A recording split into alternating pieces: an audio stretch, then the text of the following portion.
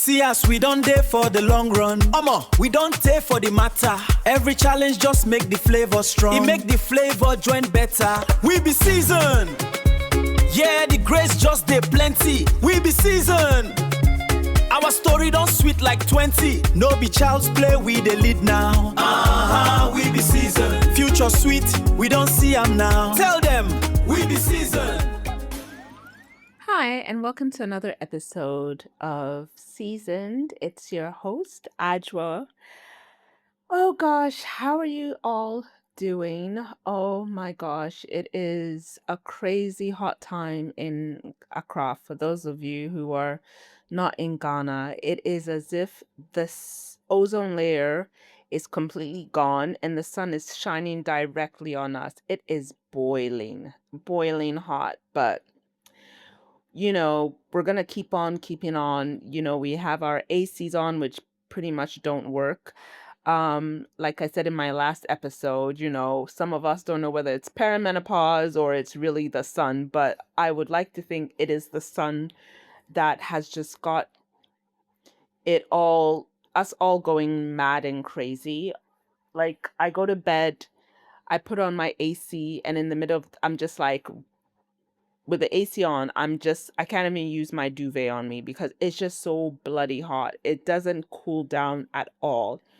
It is just crazy. We're looking forward to cooler days, cooler nights, when the weather temperature goes down, hopefully sooner than later. But a friend of mine just sent me this poster that's going around that the heat wave is going to be from the 19th of April to the 31st of May. And we're going to see record highs of 45 degrees Celsius to 50. So pray for Ghana because we are going to be going through it. I don't even think it will even make sense to go swimming because the pools will turn into hot water.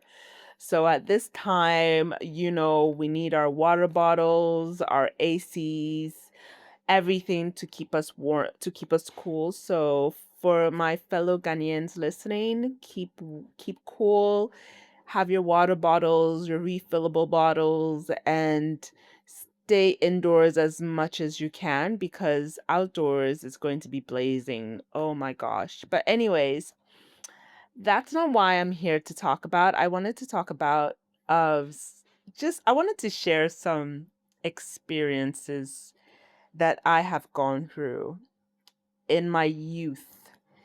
And especially when it comes to dating. And you know, I'm talking to, like, I'm back on the dating scene. I'm trying to date, I'm trying to meet somebody, I'm hoping to meet my future somebody. I'm not rushing into marriage. I'm just hoping to meet somebody and, for us to grow together, get to know each other, go out on dates, spend time, someone to talk to on the phone, travel with, you know, spend quality time. And as time goes on, you know, marriage, is if marriage is on the table, we take that step, definitely children.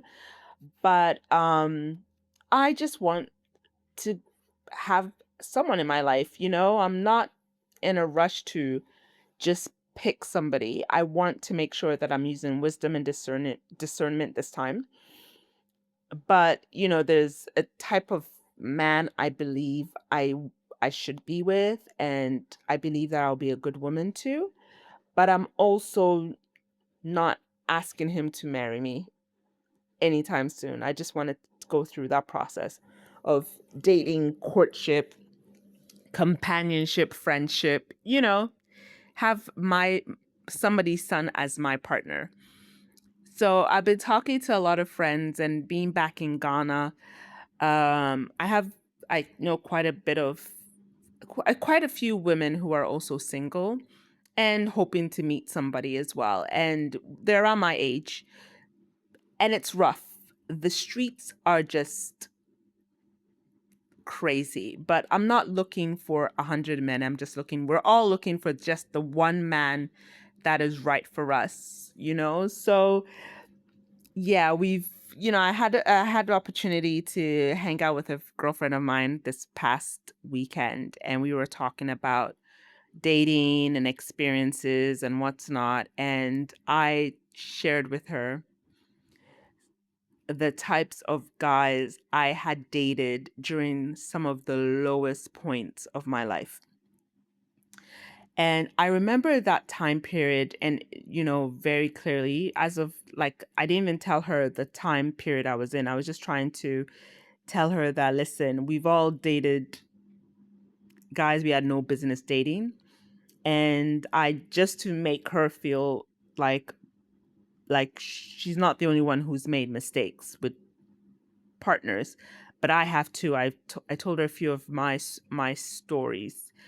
Um, but looking back at that time and the state of mind I was in, I realize now as I sit here in my 40s that I should never date when I am not in the best frame of mind or if I'm going through a very dark period in my life, because I use dating as a distraction, not to really be face what I was dealing with at that time. And when I look back at specifically, I think there were like 3 guys or 4. Let's say, Joe, there were 4 guys. Now looking back at it, there were 4 guys that I didn't date back to back, but I dated within that time frame. I was battling this really difficult, challenging time. And I needed the distraction. I didn't want to think about what was going on and what's not. And, it was during a time, if I have to be fully transparent, it was during a time that my dad was severely ill and we thought we were going to lose him. And so I needed a distraction. I needed to keep my mind off the fact that my dad was going through this we as a family were going through a very, very challenging time, difficult time. We are not sure whether my father will make it or not. Also, at the time, I was in between jobs. And this is my time in Canada, anyways. I was in between jobs, so I needed the distraction. I think whilst I was dating one of the guys, I got a job. But I was just in a very dark, dark place, right? And I was thinking about the guys I dated. I remember I dated one guy who was, under normal circumstances, even after I dated him, shortly after things ended between us, I was like, I had no business dating him. And I remember me and my girlfriends would laugh about it because I was like, God, why in God's name did I even decide to date this guy? Now, this guy I met him online. Physically, he wasn't my type. I think the only thing he had going on for him was the fact that he was tall, but he wasn't physically my type. I remember the first, and I was such an avid user of dating websites. Name a dating website, I've been on it. I've been on Hinge, I've been on Tinder, I've been on Plenty of Fish, I paid for eHarmony, I paid for Match.com, I've used what's that one? Coffee and Bagel. I have used Bumble. I've used some of these black dating. Like, listen, name a website, name an app. I've been on it during that period of time. And you could tell the desperation that I was in just to meet somebody, right? And every time I would go on these websites or on these apps, I was seeing the same guy over and over again, right? Even if I expanded my search to the United States, even to the UK or to other countries, it's the same guys. It was just like a recycling plant. But every time you picked up that piece of paper, you could recognize that you've used that paper before. It just went to the recycling plant, came back, and you were using it again. And I was just so turned off. So eventually I just said, you know what? I'm seeing the same guys. Maybe I need to give somebody a chance. So there was this one guy that I met on there. And and one of the apps, I don't remember how I met him, which of the apps I met him on. But I remember that you could record a voice message to a potential partner. So I heard his voice and I thought that he had a really nice speaking voice. And so based on that alone was enough for me to have a conversation with him. And he lived close by, so it was easy. Like I remember the first time I met him, it was at at a mall I used to live right opposite a mall in Toronto. And he came to meet me at the mall, and he was on his way to his brother's house to paint. And that's fine. So he came dressed like he was ready to go paint. But in my mind, I was just like, okay, you're meeting a girl for the first time. Granted that you are on your way to go paint, but it's not, I would have at least dressed up a little bit, even if it was just like a pair of jeans, a clean t-shirt at least. And then after you meet up with the person, since you're going to your brother's house, you just change into your painting clothes when you get there. He came so raggedy. It was so off-putting. And I remember he came to park right in front of the mall, and I sat in the car, which was like a no-no. I mean, stranger danger. Why would you do that? And I sat in his car and he said I think it was the first date or the second. I don't remember, but somehow we ended up at Dairy Queen. For my non-North Americans, Dairy Queen is an ice cream place. It's a fast food ice cream joint. So they have really good ice cream, like, but it's, cheap ice cream pretty much. So I don't remember if it was the first date or the second date, but anyways, it was one of the dates. First time meeting him, and I remember I saw his fingernails as he was gripping the steering wheel. And I know this is so superficial, but I was immediately put off by that because he had the short, like, this was someone who clearly bites his nails. And I know it's not something to really fuss about. This is a redeemable thing. You can fix it. But it just, not only did he bite his nails, but he just looked like he didn't even keep his nails and fingers clean. And I was so put off by it.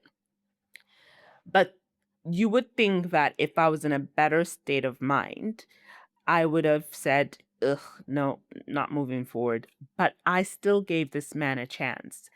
And we dated, we went on a few dates. I remember he took me out to get, I don't remember if it was as I said, we went to grab ice cream, which he paid for it. He also had like, I was unemployed. He was underemployed, and he was more older. I think he was in like at the time, maybe about 4 or 5 years older than me. So he was underemployed, lived at home with his parents in an apartment.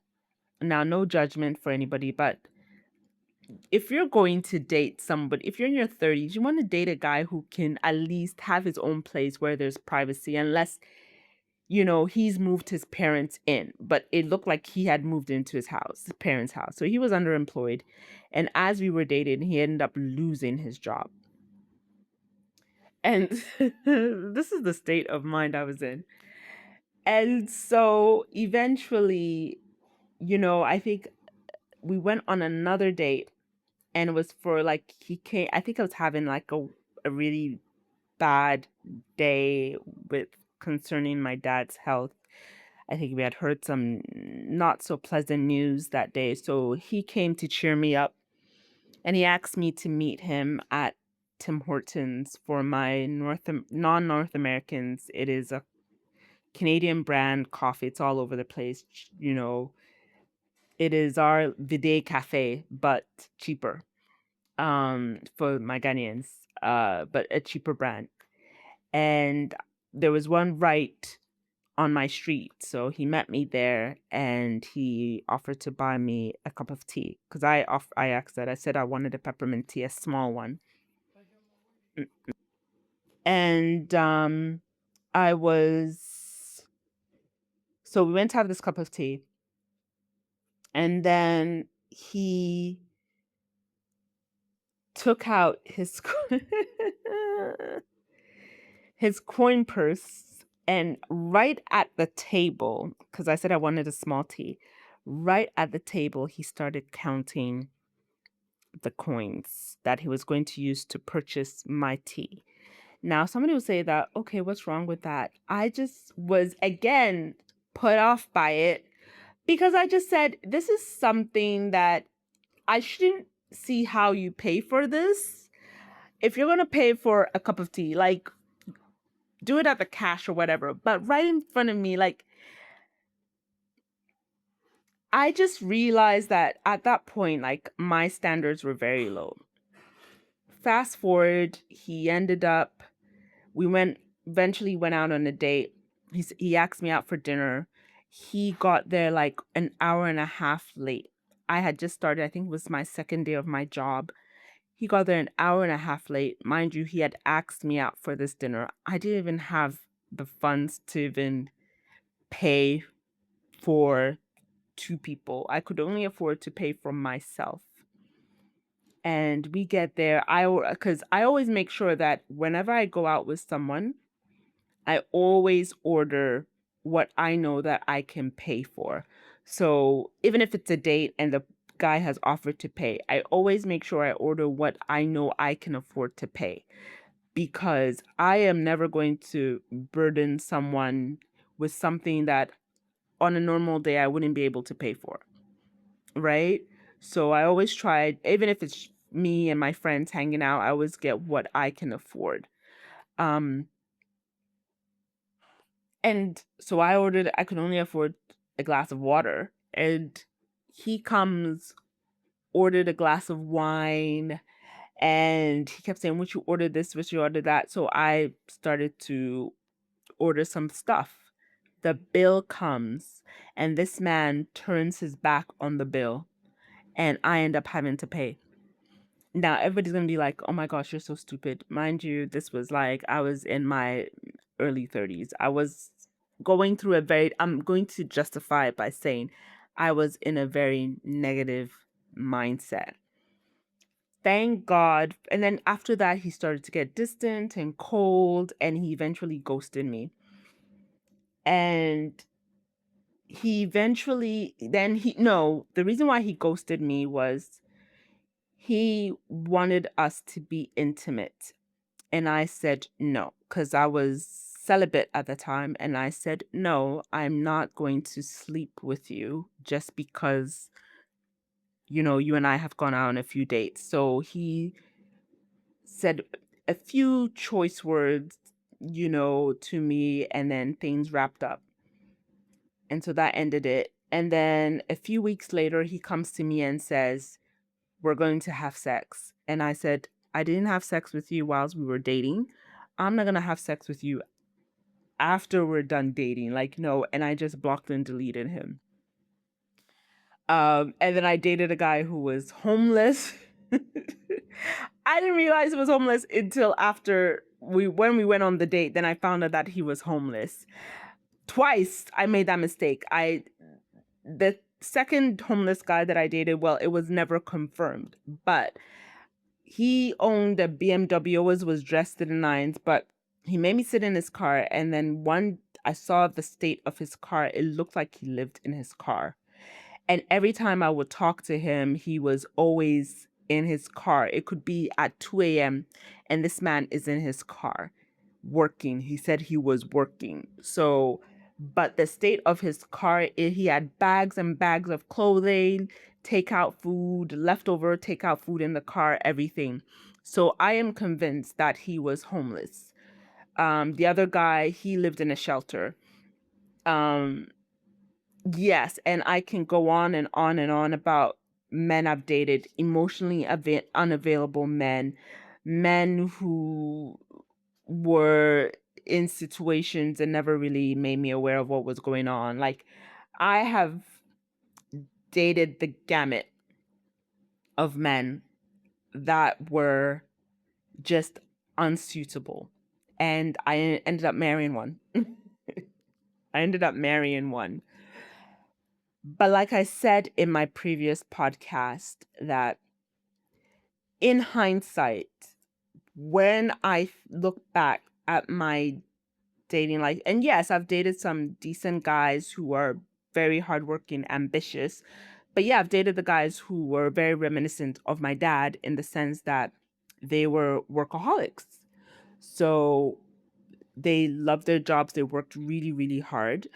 Um, and they traveled a lot, which was very similar to my dad. When we were growing up, he was an extremely busy man. He was hardly around because he traveled a lot for work.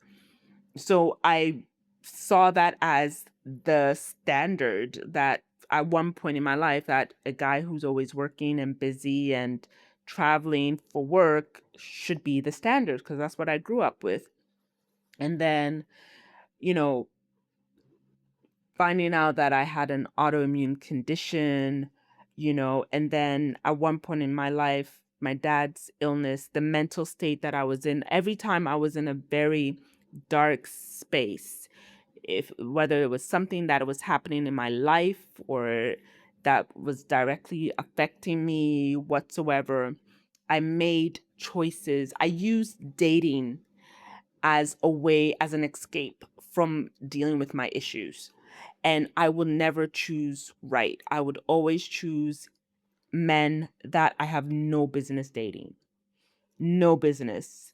Um, because maybe deep down, I felt like I knew it wasn't going to go anywhere, right? I knew that I had no business being with them, but it was a distraction. It was easy. It was just the type of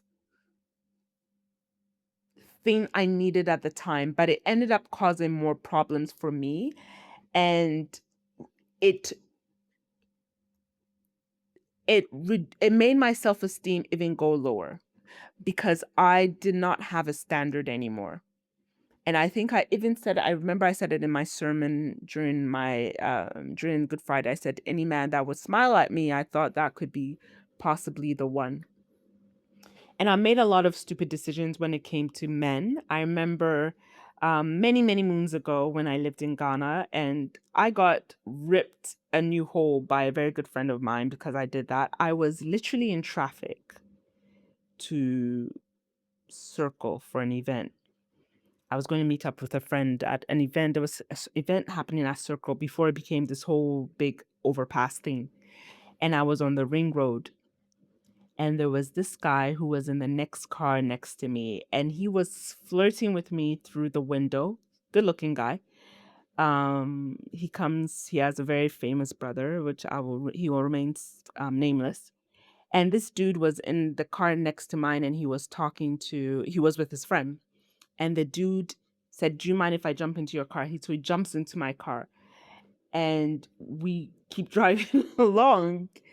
And we ended up exchanging numbers, and we will chat all the time on the phone. And I later found out from a friend of mine at a wedding, he worked with him at the bank, that this man was actually getting married. But the guy was literally in this talking stage with me. And I remember I called him out and I said, why would you do that to me? Why would you say that? But this is the level of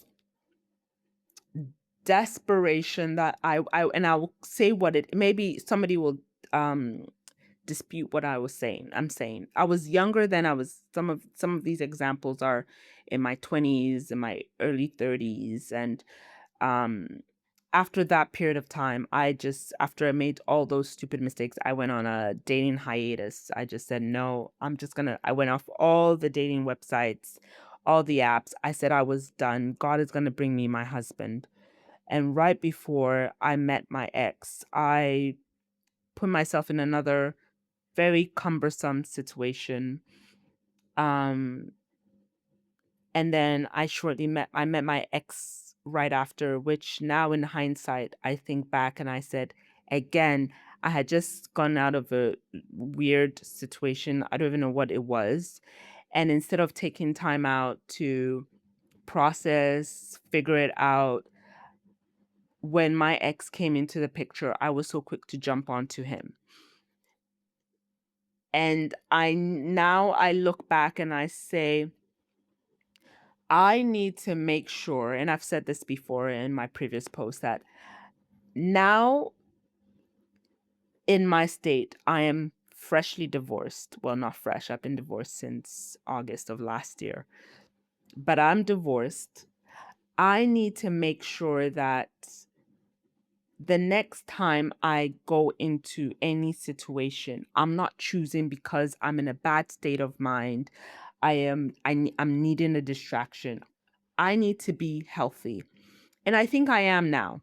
I've done the work. I'm processing every day. I'm healing. I'm working on myself. I'm getting better. Using my faith I'm focusing on my faith, on my career, on friendships, on different aspects of my life. I'm filling my life up so that and pursuing goals and ambitions, working on my self-esteem. As I said, I was, treating my life, but I'm loving myself more. So now when I'm making decisions in dating, I know my standard, and I'm not going to sit there and let anybody say, oh, you're too picky, or these are superficial. Now I'm looking at superficiality now. I'm looking more of depth and qualities and what's not. I'm not going to let time, age, society pressure me into situations, or my own mental health pressure me into situations where I'll end up regretting. I want to make sure that the next time I am in or I'm pursuing, or I'm in a relationship with someone, I'm in the healthiest space ever, mentally, emotionally, physically, spiritually, not in a space where I feel like I need a distraction. Um, do I regret the mistakes that I made and the people I dated? No, they make for good stories now. Like I'm sharing it on a podcast. I can look back and yes, cringe that I made those decisions, but I can also see it as I wouldn't say I needed to go through that, but it has forced me to really evaluate who I am as a person, and to know that you're not going to make those mistakes anymore. And I can go on for days, my dating experiences, who I dated, my girlfriends know, my closest friends know, my family know, some of the cringy people I dated and had no business dating. And maybe I was cringy myself to other people. Who knows? The men who I've dated could say, oh, this was my worst mistake. I don't know. But I can just say that I'm thankful for those times, because now I know that when I'm the next person to come into my life, it wouldn't be the first guy I meet. It would be someone I would have properly used wisdom and discernment to decide if this person is right for me, and the journey I'm going on, the purpose that I'm leading. Now I need someone who's going to go on that journey, and also for me to add value to that person. And I know that I love myself so much that I will need someone who loves themselves as well, so that we can make a healthy decision, and also to pursue each other maturely, communicate properly, be in the best state of minds and health and career wise before we even make any decisions. Um, yeah, I guess that's what it is. And I'm laughing at my past, but I'm grateful for it, because I'm different and better now. And yeah, so for my young ones who are listening, you may or may not have stories like mine. You may have dated this cringy person you had no business dating. It will make for a good story one day. It will make as a lesson for someone. You would share with your children and tell them that, hey, mom, dad has been through it. Don't make the same mistakes that we made. But it also builds character. It makes you, it allows you to see your weak points, where you need to work on to improve upon so you can be better. And so I appreciate that. Um, I appreciate that now. I can say that for a fact. I appreciate that part of my life now. So, anyways, I'm going to wrap it up here. This is my story, my life. And gosh, yeah, dating Accra is a different kind of beast.